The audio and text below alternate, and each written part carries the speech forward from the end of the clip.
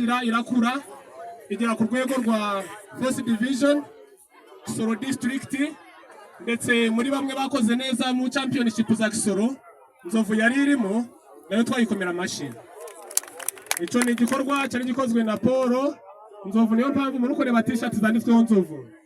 Kongera kuri ico mutware kubwo kugira skills nziza, dufite umukinnyi umwe wa Nzovu wagiye mu UPDF akora neza kwiruka, fitness yarari meze neza bitewe nuko twamutojeje hano ageze iriya aba mu bambere, nabwo twagikomera amashi.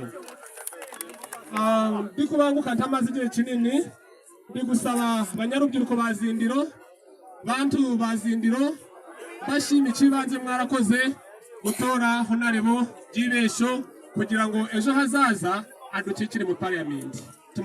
Reka twikomera amashi natwe. Na n'ubundi mbasaba twese hamwe n'uwari utari nawe ni karibu, urugero rukinguye muze dukomeze, maze 2026 nitugera 20 mu kwa gatandatu agiye mu parliament. Tournament ni buri munsi, ahoza kunda tournament yakinnye imikino, akiri umwigisha imikino yakinaga, bari bafite team ikaze. Na n'ubundi ndi kugisaba kugira ngo tumushigikiye azakidufashe.